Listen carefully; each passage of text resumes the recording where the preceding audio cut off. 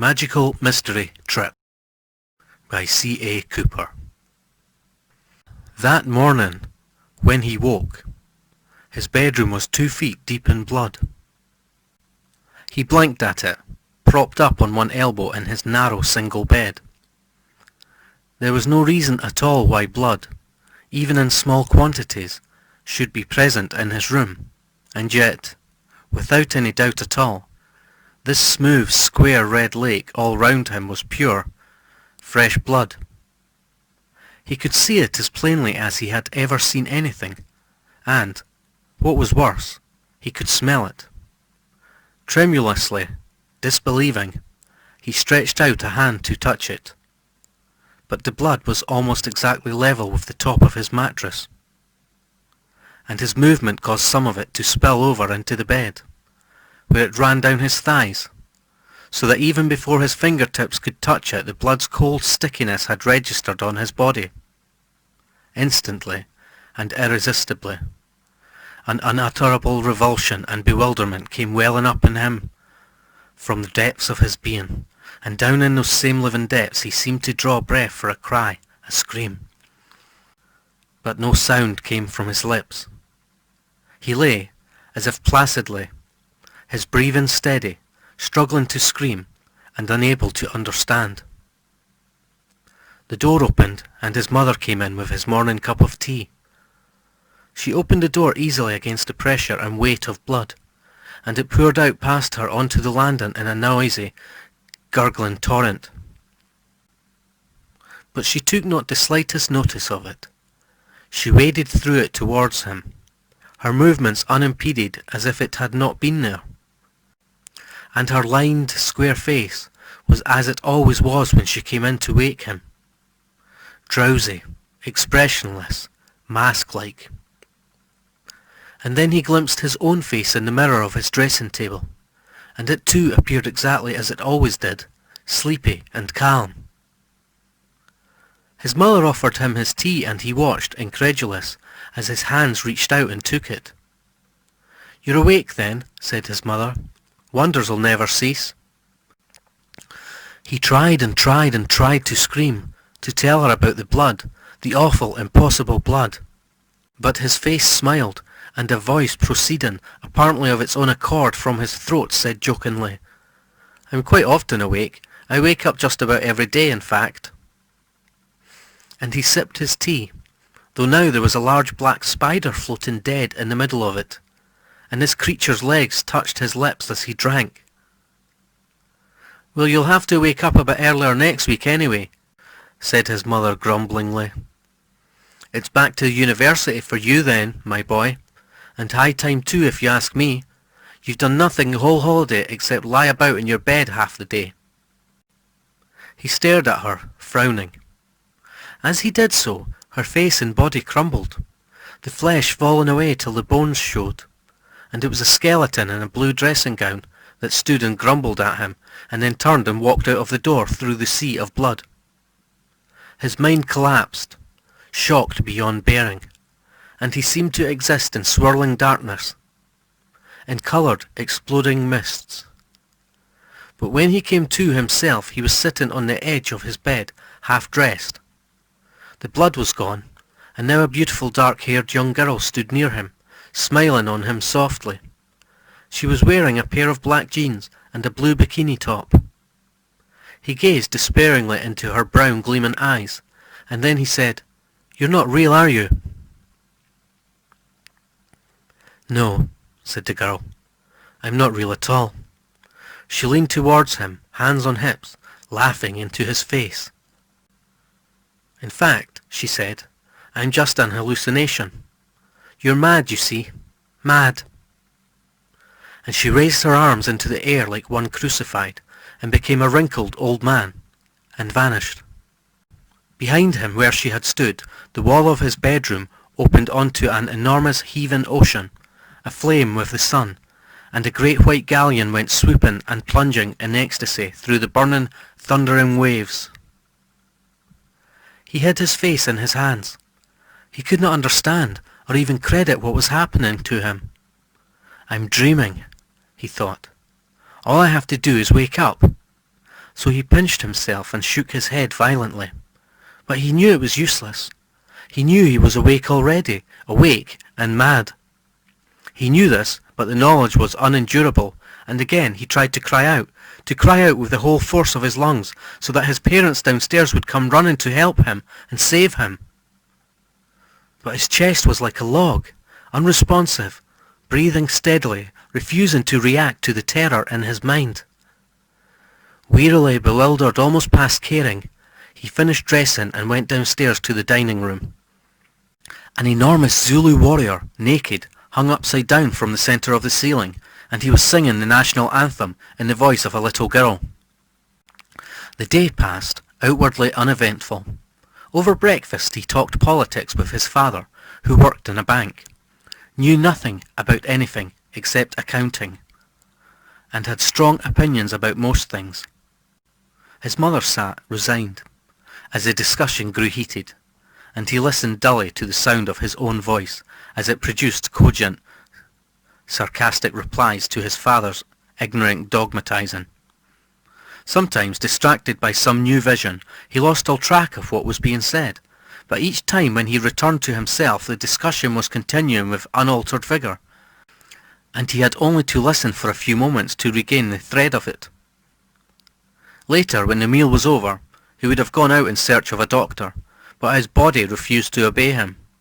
He found himself saying to his parents, "I'm going into the lounge to study," and so he did.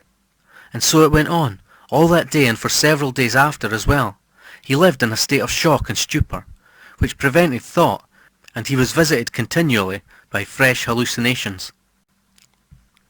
As often as not, people appeared to him as walking corpses, hideously decomposed, but even when they were so far gone that he was unable consciously to recognize them, he could hear himself talking to them normally, calling them by name even.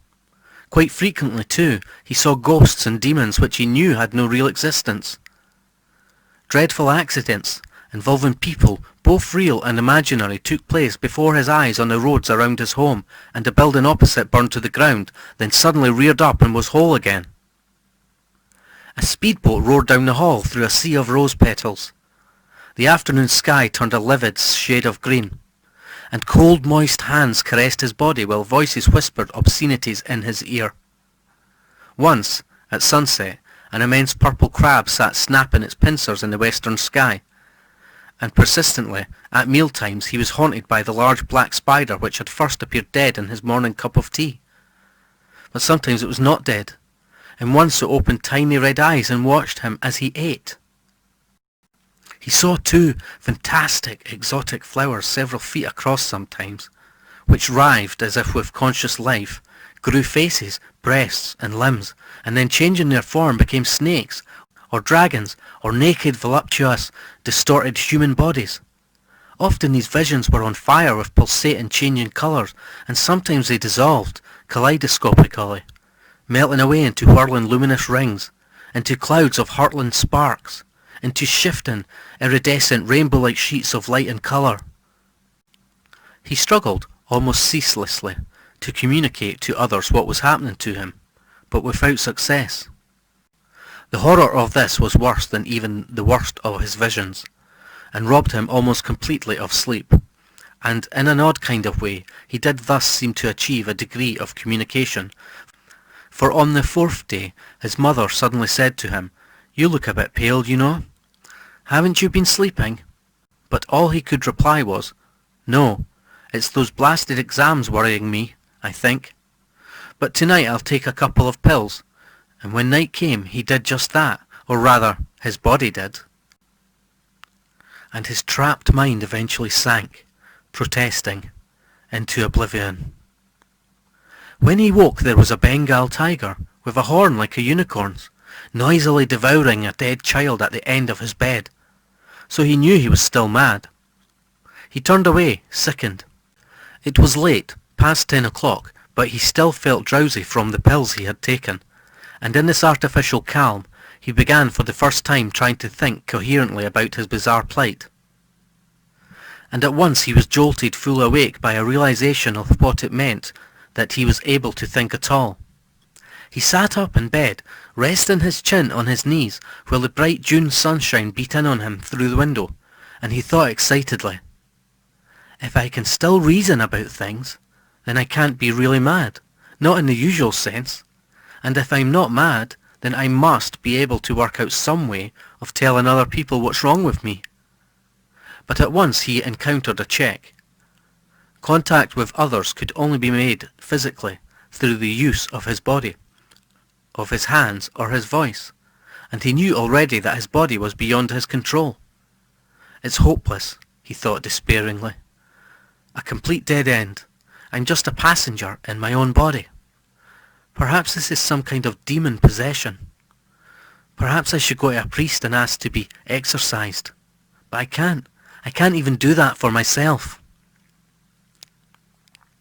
At the end of his bed, the horned tiger suddenly turned and looked at him, then silently exploded, flower-like, into a whirl of huge crimson droplets. These hung, the size of pears, but gleaming like jewels, on the walls and furniture and ceiling, and the dead child came to life and began trying to take hold of them in its tiny hands. But the droplets kept melting away only to appear elsewhere a moment later, and the child pursued them, laughing happily. Wearily he closed his eyes and pressed his hands tight over his ears, struggling desperately for concentration. He was 19, a slight and rather pallid youth, with delicate, finely wrought features, and the hair on his bowed head glowed yellow as butter in the vivid morning sunshine. Soon he was able to think again.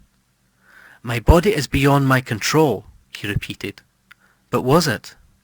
Suddenly he realized that during the previous few moments he had made many movements which seemed perfectly voluntary.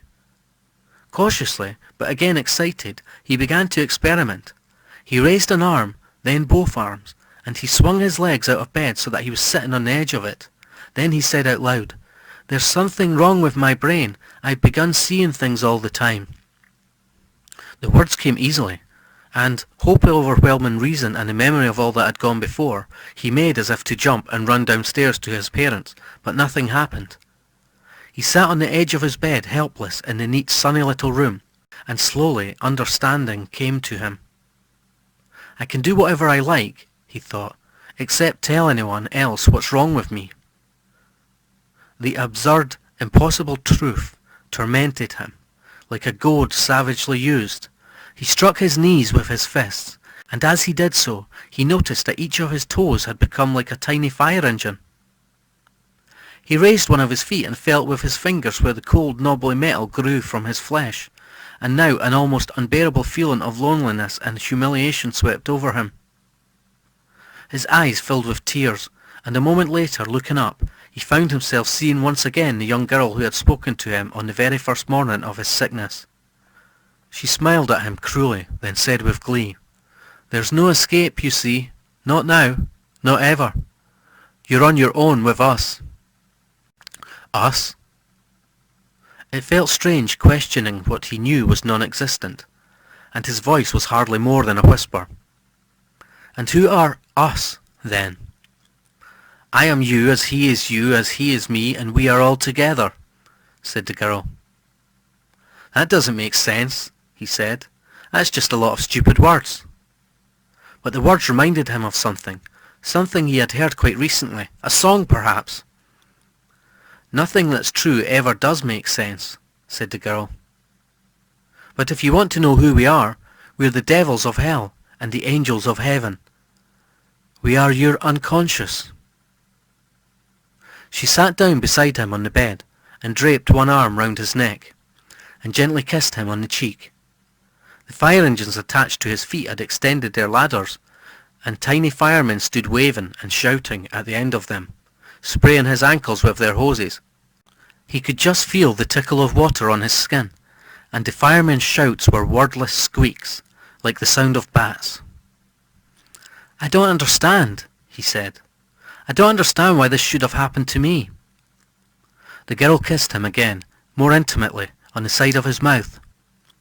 "He who sups with the devil," she said, "needs a very long spoon." She laid one of her hands on his knee, and he felt the heat of her palm through his pyjamas. "I don't understand that either," he muttered. A feeling of lust was beginning to arise in him in response to the girl's provocation, and this frightened him horribly. In his mind's eye he saw a picture of himself in the act of trying to make love to a hallucination. But suddenly the girl let him go and stood up. "Where were you the night before we first came to you?" she asked. He thought, desperately, not looking at her. "I was round at John's place," he said at last. "We were watching that film on television, Magical—" But the girl interrupted him. "John takes drugs," she said. "He gave you coffee." An appalling suspicion leapt into his mind, and he turned to look her in the face. But her eyes had become two large white golf balls, which suddenly fell out onto the floor with a noise like the smash of glass, and a moment later she vanished altogether, leaving only a tiny blue spark, bright as a star and whistling vibrantly, hovering in the air in the place where she had been. As he watched, this spark started whizzing round the room, resting in this place or that for a moment before hurtling away elsewhere. It was still visible to him when a few minutes later his mother appeared with his morning cup of tea. He dressed, breaking the fireman's ladders with his shoes, scattering tiny men over the carpet, and deliberately crushing them with his heel. Then after breakfast he went to see John at the shabby little flat where he lived. The young man seemed surprised to see him, and he kept shooting him anxious, puzzled glances as they talked. If John did give me anything, he thought, he must have expected it to work before I left. And in that case, he must have been terrified when I went before anything happened. That would be why he kept on delaying me, playing me all those records. I must ask him outright, he thought. I must ask him outright whether he gave me anything. But of course he could not. To do so would have been tantamount to confessing his condition. Instead, he found himself talking about the film they had watched on television, and they both agreed that it was a bold and thoughtful and important experiment, and not nearly so dismal a failure as its critics had claimed. While they were discussing this, John's head detached itself from his shoulders and went floating round the room like a balloon. It spoke to him for some time from a corner of the ceiling. Then at last it floated back down and resettled itself on John's shoulders, but upside down, and a fountain of sparkling green water began issuing from the severed vertebrae. Soon it was time to return home for dinner. At the door John several times seemed about to ask him something, but never did, so that he had to go away without finding out whether his suspicion was justified. He walked in misery through streets full of monsters, and as he ate his dinner he was watched by the red-eyed spider. But now it had grown many times larger. It filled half the table, and sometimes it spoke to him in a deep, gruff voice, telling him meaningless stories that began, "Once upon a time." His food too was strange, in that each of his fried tomatoes looked and felt like a human ear. He ate, sickened, but unable to stop himself, and as soon as the meal was over he went upstairs to his room. A feeling of panic, a very much deeper panic than that which had assailed him at first, was starting to overwhelm him, and he had made up his mind, during dinner, that if he could not find any other way to end his misery, he would that night kill himself by taking all his remaining sleeping pills. Quietly, he shut his bedroom door behind him, longing for peace. But when he turned round it was to see yet again the girl who had spoken to him earlier. But now she was naked, and every inch of her flesh was on fire, and dense black smoke streamed upwards from the thin oily red flames that covered her. He stared at her, aghast. The flames that burned in her hair crackled loudly as she stared back at him out of her eyes of fire. At last she said, "You can't kill yourself. If you could, you would kill us as well. But we are eternal." "You can't stop me," he said dully. "This has to end, you see, and if killing myself means killing you as well," he burst out savagely, "then so much the better." But the girl laughed. Sparks flew out from her mouth as she did so. There is a word, you know, that could save you, she said mockingly. You have only to speak it to be saved. We would all be different then, and our strength would be in you, and for you, not against you. But you don't know the word, do you? He racked his brains, but he could not understand what she meant. So he stood in silence, watching her. He could not see into her eyes because of the flames that rose out of them. Everyone must face us, in the end, said the girl, and if they don't know the word, they are lost. Suddenly she dropped down onto her knees in front of him, and the terrible burning features that she raised towards him were no longer mocking. They pleaded, they beseeched, they prayed to him as from the pit of hell. Say the word, she screamed. Say the word and save us. Say the word and become our master. But he continued to stare at her, utterly bewildered. This is crazy, he snarled at last. There is no word. You're just trying to stop me from killing myself. But I shall kill myself, and you with me. The girl lowered her face, then slowly raised it again, and now the expression of gloating triumph had returned to it. You will live forever, she said flatly, and we shall be your masters. And still kneeling, she extended towards him hands shaped like burning claws, and before his startled eyes the fingernails began to grow, writhing and stretching upwards in the direction of his body. Rage and terror together overwhelmed him, and looking round for a weapon, he saw what seemed to be a great shining sword standing near the door.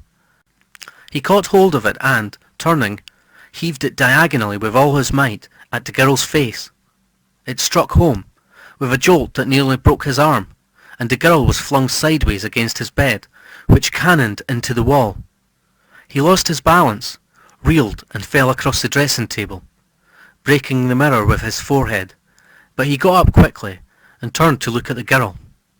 Her head was split almost in two where his sword had struck it, exactly across her eyes, and blood, smoke and fire gushed out. But she still lived, and her arms were still outstretched towards him. And now her growing fingernails had reached his body, and were starting to twine round him. The sword was still in his hand, and he tried to raise it, but his arms were pinioned in a web of rubbery nails, and he could not. He threw himself forward, sideways, backwards, struggling to get free, but with every movement he was the more hopelessly entangled. And then he was aware that his mother and father had come bursting into the room, and it seemed to him that at last he was shouting out to them over and over, I am mad, I am mad, I am mad, please help me. But to his horror his parents just stood, laughing, and they too were on fire, and suddenly he understood.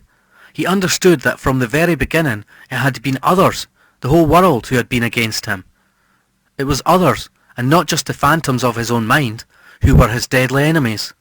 For the whole world was united in a gigantic and horrible conspiracy aimed at overpowering him.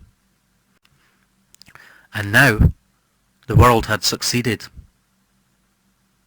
He seemed to lie, struggling but helpless, as they all advanced on him, with skulls for faces, with tusks, with great red eyes that dripped blood and fire.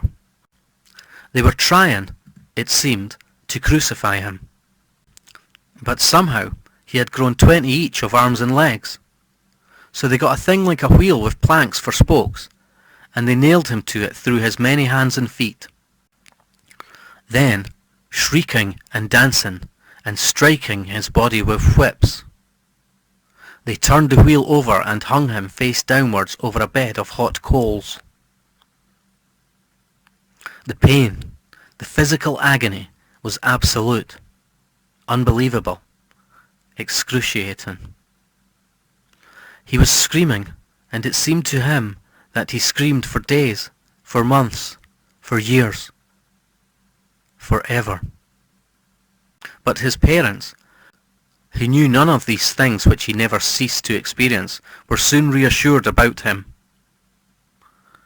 They were, of course, a good deal alarmed when they found him semi-conscious by his dressing table, with his forehead cut and bits of the broken mirror in his hair, but he soon recovered, explaining with a rueful grin, "I tripped on that blasted mat again." The doctor examined him carefully, and declared him to be all right, and a few days later he returned to the university as planned. He studied hard, and in due course got his degree with first-class honours, and a few years after that he married. His wife loved him dearly, and so did his children, and he seemed to love them in return. But every now and then his wife would smile tenderly and say to one or other of her friends, "He's an awful dreamer, you know. Sometimes I wonder whether he's really with the rest of us at all, in fact."